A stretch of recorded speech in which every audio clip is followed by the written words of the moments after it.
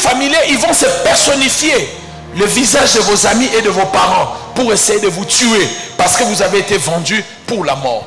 Allons-y rapidement maintenant pour que je finisse mon message.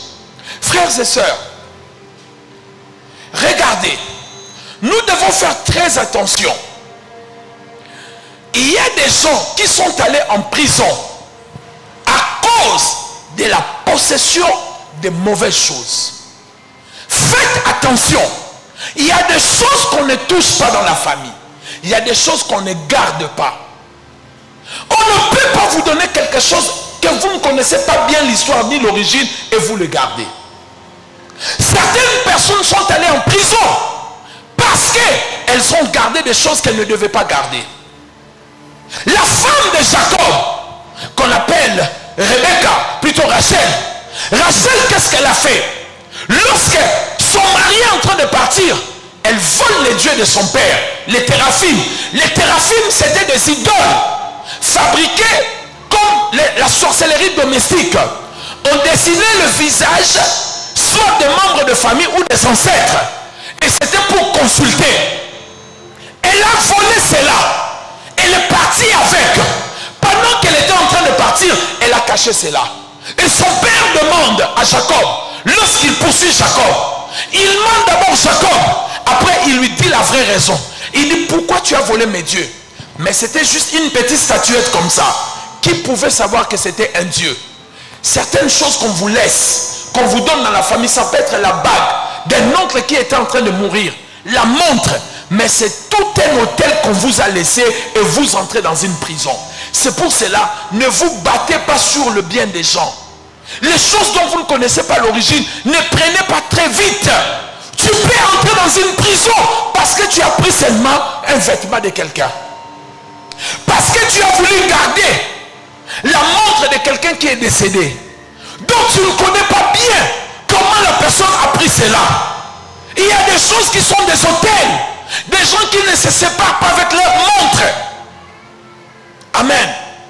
Je peux vous raconter des histoires très rapidement. La première, un jeune pasteur en Angola, comme ils sont nombreux, ils se sont arrangés d'aller chez un monsieur qui était très riche en Angola. Suivez l'histoire. Et ils ont dit, ils ont coopéré avec le domestique, le garçon de ménage. Ils ont planté un boa qui est déjà mort, dans le fauteuil que cet homme avait l'habitude de s'asseoir. Un fauteuil magnifique. Et le prophète arrive pour faire le service. Il commence à prier et ils ont dit à cet homme, cette nuit, les sorciers ont envoyé un boa pour te tuer. Et ce boa est dans ta chaise. Lève-toi. Le monsieur ne croyait pas, il dit, lève-toi. Le prophète, le faux prophète, il a demandé un couteau. Il a pris le couteau, il a déchiré le fauteuil de cet homme et il a fait sortir le boa. Le monsieur a crié.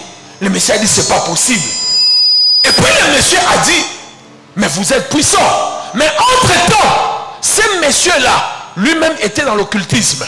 Mais quand il a vu ses têtes, il a dit, certainement ces prophètes sont puissants que moi. Et le jeune homme a dit à ce monsieur, donne-moi ta Hyundai. Des Hyundai qui venaient de sortir. Le monsieur a dit, non, prenez l'autre voiture, mais ne prenez pas ma voiture. Le jeune homme a insisté, le prophète a dit, donne-moi seulement ça. Bon, le papa a dit, laissez-moi cette voiture. Revenez dans quelques semaines, je t'achète la même voiture. Le prophète a dit, il a dit, non, donnez seulement. Dieu a dit, il faut donner maintenant. Le monsieur a regardé le prophète.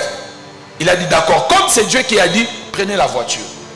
Et vous savez quoi? La voiture était l'hôtel de ces messieurs parce que lui-même, il était ancré dans l'occultisme. Et comme le prophète n'était pas venu par la mission de Dieu, vous savez qu'est-ce qui est arrivé à ce jeune homme? En partant, l'Issoumor est coufié. Et jusqu'aujourd'hui, l'Issoumor est dans l'Issoumor. Et il y a des choses qu'on ne prend pas. Il y a même des offrandes, tant que serviteur de Dieu, il faut refuser. Dieu peut t'envoyer, Satan peut t'envoyer quelqu'un qui te donne l'argent, tu mélanges dans ton ministère, ça fait asseoir ton ministère. Et quand tu as les témoignages de l'esprit, il y a des choses qu'on ne prend pas. Sinon, tu entres dans une prison. Vous avez entendu cela? J'étais pasteur d'une grande église en Belgique. J'étais très jeune, dans les années 2000. Ça date de 24 ans à peu près. J'ai fini une grande réunion. Une dame m'a suivi après la réunion. Elle est venue, elle m'a dit, homme de Dieu, tu nous as tellement bénis. Je n'ai rien à te donner. Je vais seulement prier pour toi. J'étais jeune, imaginez 24 ans après. Tant de jeune Bosco 24 ans avant. Na jeune Bosco Amen. Amen. 24 ans avant. J'ai fermé les yeux, cette femme m'a imposé le main. C'est la pire bêtise de toute ma vie que j'ai commise. Et ça n'arrivera plus. Pochanga Loboko Ao. Folenda. Amen. Un ami pasteur, juste pour vous faire rire. Je reviens dans mon histoire. Aïota Labisso, il est venu nous voir, nous rendre visite. Et puis, j'étais avec tous mes enfants de l'église en Belgique. Il voulait partir. J'ai dit, ah, homme de Dieu, bénis-nous. Il demande l'huile d'onction. Il a dit, donnez-moi l'huile d'onction, je vais bénir les prophètes. J'ai dit, quoi? Il va me bénir. Je suis sorti. Pendant que lui priait, moi je suis sorti. Et puis j'ai fait 20 minutes ou 10, 15 minutes dehors. Je me disais, bon, il a fini. Oh, je rentre comme ça. Le gars avec son huile dans les mains. Il dit, non, je dois te oindre. Et puis il vient, il voulait m'imposer les mains. Je vous dis, authentique, devant les enfants. Prophète, laisse que je puisse te oindre. Moi je dis, non, tu peux. On commence à se battre. Il dit, oh, mais comment tu veux prier pour moi en force comme ça? Je vous jure devant Dieu. Je suis sur la chaîne. Non, non, tu ne pries pas pour moi. Oh, mais là les enfants n'arrivent pas à comprendre. Pendant 2 ou 3 minutes, finalement il a laissé. Et après, il me dit, non mon cher, pardonne-moi, je ne sais pas qu'est-ce qu'il m'avait pris. En fait, cette femme, quand elle prie pour moi, frères et sœurs, juste quand elle a prié pour moi, mon ministère était là en Belgique. Mon ministère a fait comme ça. Pif! Si j'avais beaucoup de gens à l'église le dimanche, il n'y avait que 10 personnes. Et quand il n'y avait pas de gens, il y avait une seule personne, c'était ma mère. Et quand je prêchais, maman dormait, j'étais obligé de crier Alléluia. Et puis maman fait elle m'écoute. Je vous parle des choses authentiques. Moi je ne mens pas. Authentique. Frère, j'ai galéré en Belgique. Moi qui avais une grande église. Parce que j'ai pris l'imposition de main de quelqu'un qui ne devait pas mettre la tête sur moi, les mains sur moi. Il y a des choses que vous ne devez pas prendre. Vous savez, vous avez entendu l'histoire d'une fille qui était décédée très belle. On disait que son mari, son homme lui avait donné l'ordinateur des choses. J'ai étudié avec cette fille. On a fini ensemble au Bel Campus. Je connais l'histoire. Une très belle femme. Mais elle est partie à cause d'un cadeau. Il y a des cadeaux qui t'amènent dans une prison. Il y a des choses qu'il faut refuser. Quand tu ne sens pas la conviction, ne le prends pas. Soyez un chrétien qui a le caractère.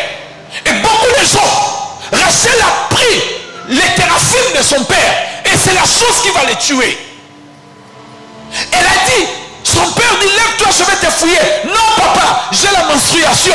Parce qu'elle avait pris les dieux de son père. Elle est assise sur les dieux de son père. Et Rachel est morte comment? Quand elle perdait le sang pendant l'accouchement de Benjamin, elle a perdu beaucoup de sang jusqu'à la mort. Parce qu'elle avait pris des choses qu'on ne devait pas prendre. Qu'est-ce qu'on t'a donné? Tu as été vendu gratuitement par un $100, par un $300, par un $1000. Tu as fait confiance à cet homme, tu as écarté tes pieds. Aujourd'hui, il a tout pris. Heureusement, Dieu est capable de briser cela. Alléluia. J'ai entendu ton amen. La deuxième histoire que je voulais vous dire pour finir. Il y a un jeune homme prophète, il est dans la ville. Ce jeune homme, il a l'argent facilement. $3000, 5000, 2000. Les gens viennent lui donner de l'argent dans le ministère. Un jour, il y a un ami qui me raconte l'histoire. Il dit, je suis parti le rendre visite. Je l'ai trouvé en train de donner des petits poussins. Des poussins, hein, comment on appelle? Des poussins. Il donnait à un boa. Et le boa était en train de manger. Le poussin, il jetait. Il dit, oh. Il dit, mais pourquoi tu fais cela? Écoutez sa réponse. Quand j'étais... Mon grand-père, avant de mourir, j'étais parti le rendre visite. Au Bas-Congo. Quand je suis arrivé là-bas, il m'avait donné le boa qui était petit. Il m'a dit, je n'ai rien à te donner, prends ça, tu peux l'élever. Mais c'est que lui, il ne sait pas. Le poussin qu'il donne là, il sacrifie des vies sans le savoir. Parce que c'est le sang qui se substitue par les animaux qu'il est en train de donner. Donc tout l'argent qu'il a dans le ministère, il ne sait pas qu'il sacrifie les gens. Et les gens qui viennent lui donner l'argent, à un moment, ils vont souffrir sérieusement de la pauvreté. Parce qu'ils ne le savent pas. Je ne dis pas qu'il a touché au fétiche. Mais lui-même, il est entré dans une prison sans le savoir. Parce qu'il n'a pas le discernement. Qui m'a donné son amen?